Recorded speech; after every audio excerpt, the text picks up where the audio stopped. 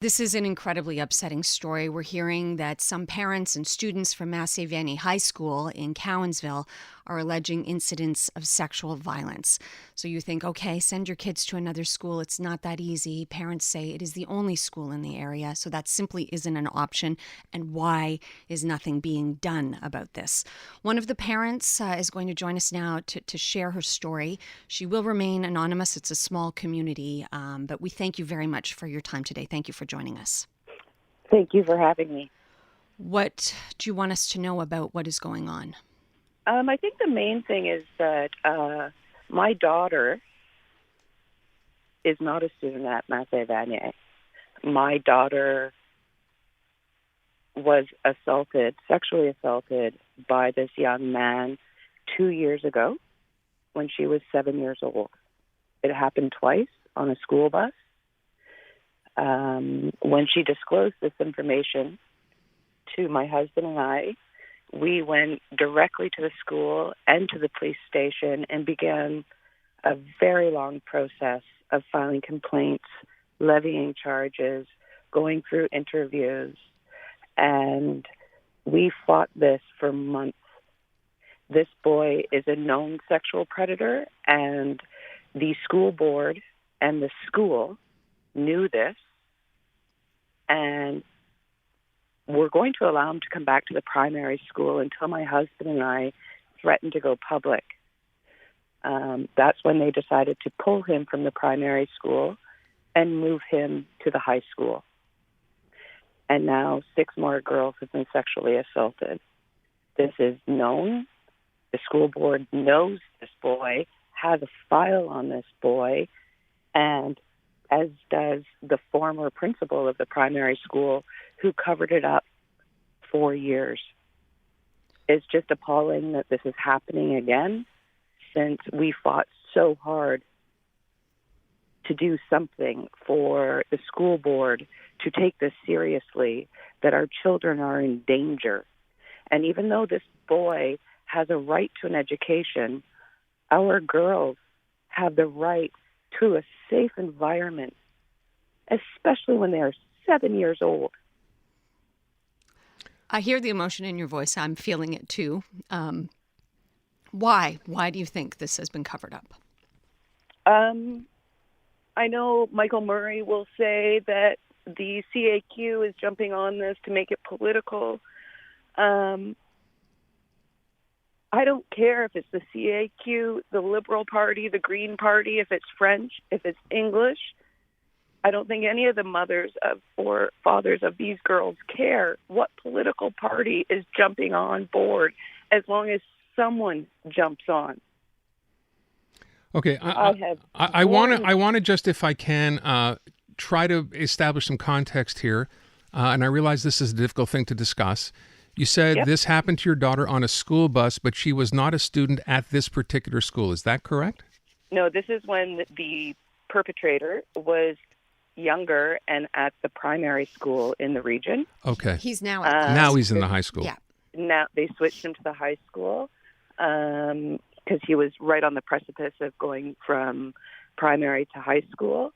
And we have documents to prove that the school board has known since at least 2020 about this boy and how dangerous he is. This is not new. They are completely aware. The SQ is aware.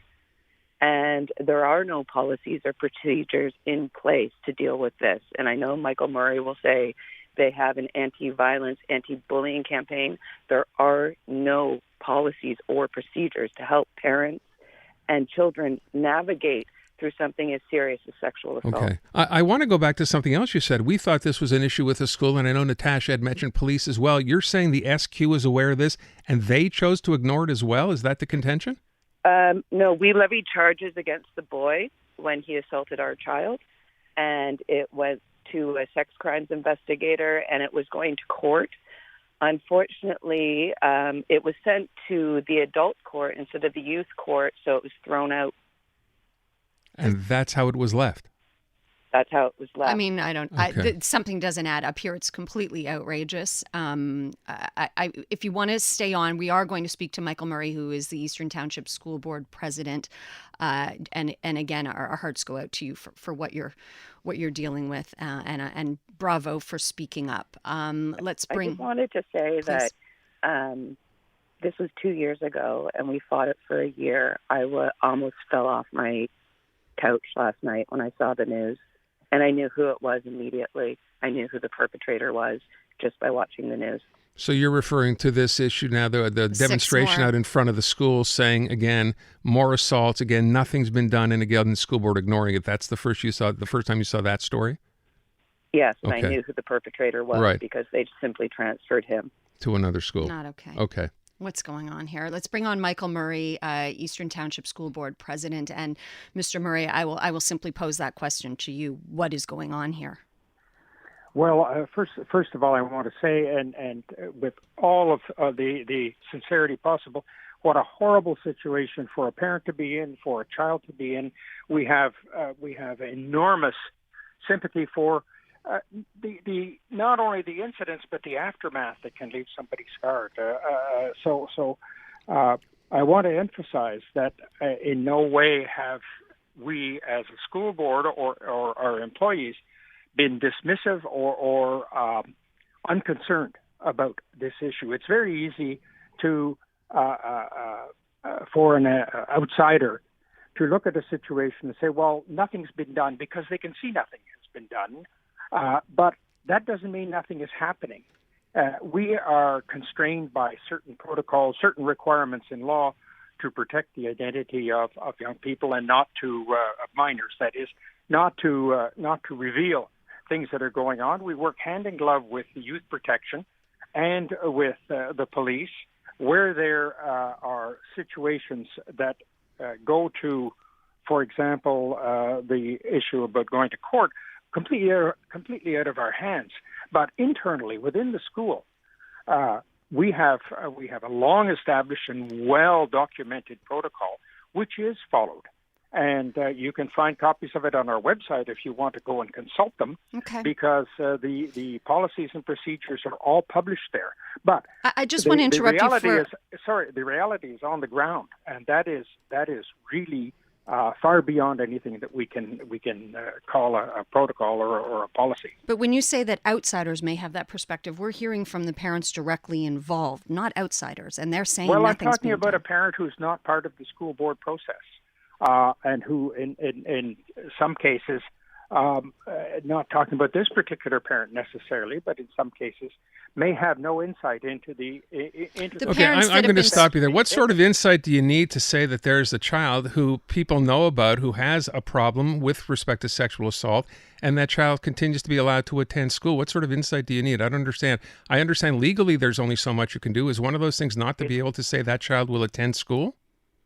That is not part of the process. A child has a right to education, and it takes a demonstrable, a proven situation. It's easy to judge guilt from a distance. It's easy to slam the school board and say we're doing nothing. Of course, the perception from a parent who is frustrated, who's concerned for their Parents, their child. there's multiple I'm a parents, I though. would be concerned. It's it's not a single parent. We're now hearing a variety of people speak up on this. It's not one person's word anymore, though.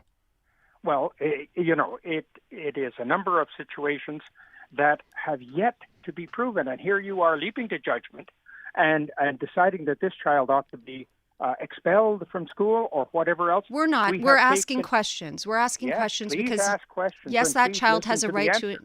that child has a right to an education, as you point out. But That child has as a right to an education. as the through a parent public also school. right, as the parent also pointed out, though, the other children have a right to safety. They have a right too, and so we put in place all kinds of measures to protect everyone, not only those who are accusing, but the accused, who is in fact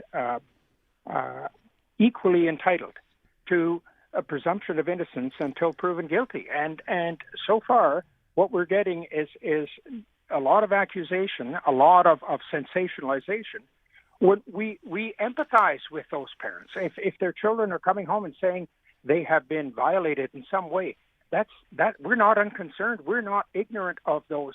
We have pleaded with some of those families to come and talk to us about what their experience is, and they've declined to participate in our process. So we're left to try and deal with it without their collaboration. Okay.